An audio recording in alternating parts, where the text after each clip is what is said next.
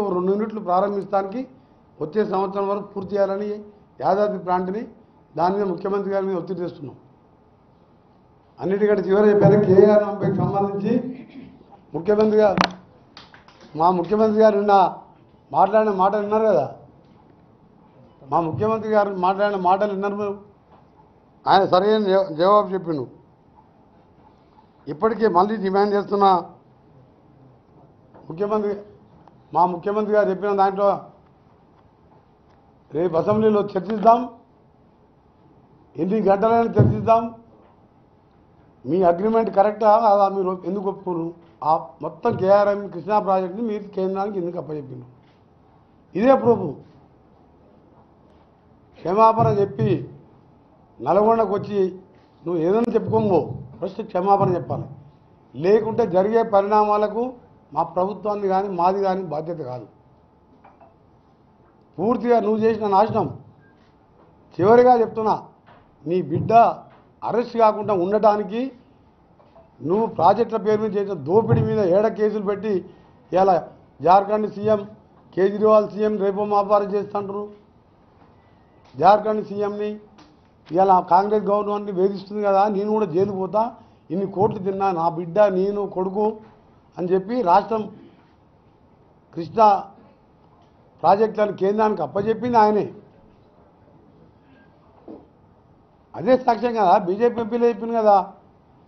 రేపు 60 ఫోన్లు దొరికినాయి, రేపం పాప కవిత అరెస్ట్ అవుతుందని రోజు బీజేపీ ఎంపీ స్టేట్మెంట్ ఇచ్చారు. ఎందుకు అరెస్ట్ కాలే? ఇగో ఇటువంటి అన్ని రాష్ట్రానికి అన్యాయం చేసేస్తున్నాను. పోయినసారి పార్లమెంట్ మెంబర్గా చూశాను నేను. ఏ రైతు బిల్లు తెచ్చినా, జిఎస్టీ తెచ్చినా, ఏది తెచ్చినా దానికి సపోర్ట్ చేసేది Congress party, DMK party, TMC వాళ్ళం మేము బైకాట్ చేసేవాళ్ళం. అందుకనే మా ముఖ్యమంత్రి గారికి సవాల్ విసిరి నేను ఒకటే, అసెంబ్లీలో చర్చిద్దామని. ఆ చర్చకు సిద్ధంగా మీ అసలు రంగు బయటపెట్టి, అందుకనే ఈ 3 జిల్లాలలో అడ్రస్ లేకుండా పోయిండ్రు. మీకు ఇక తెలంగాణలో భవిష్యత్తు లేదు. మీ బీఆర్ఎస్ పార్టీ మార్చుకునిగా టీఆర్ఎస్కి వెళ్ళి, అసలు మీ బీఆర్ఎస్ పార్టీ లేదు, టీఆర్ఎస్ లేదు. మీ కారు ఎప్పుడు అంటాడు ఆయన, అది వేది షెడ్డు పోలే, పుట్టి సర్వీసింగ్ పోయిందంటాడు. నేనంటే సర్వీసింగ్ కాదు, షెడ్ కాదురా బాబు, నీ బొందల పార్టీ అయిపోయింది, బొందల రాష్ట్ర సమితి. బీఆర్ఎస్ అంటే బొంద పెట్టుకున్నావు నువ్వు. ఎప్పుడైతే నల్గొండ జిల్లాని నాశనం చేసుకున్నావో నీ పార్టీనే బొందల పార్టీ. బా ఇంకా అడుగుతున్నా చెప్పు. ఇక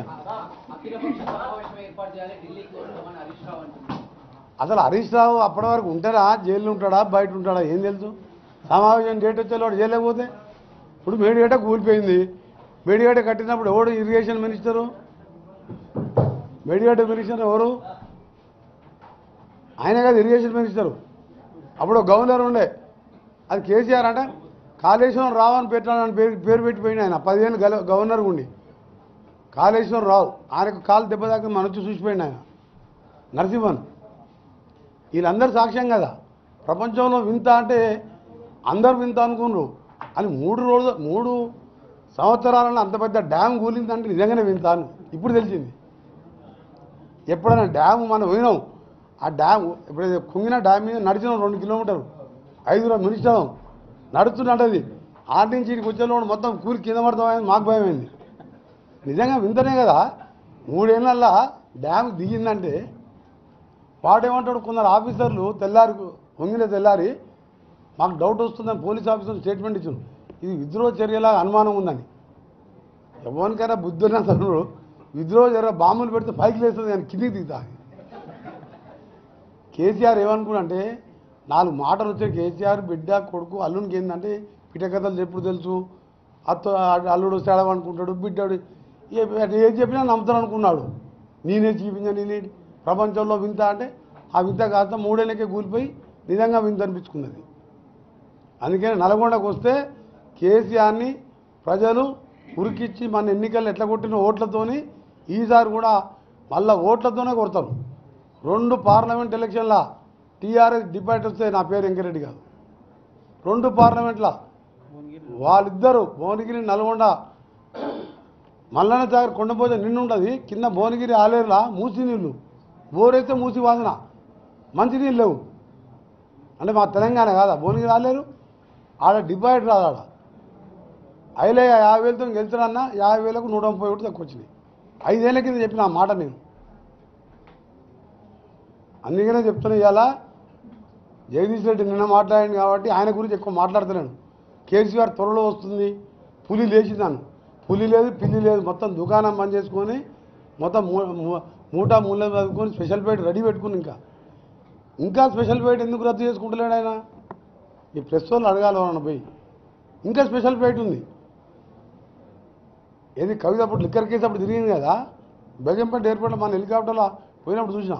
ఎవరిదే ఫ్లైట్ అంటే కవిత సార్లు కేసీఆర్ లీజ్ తీసుకున్నాడు.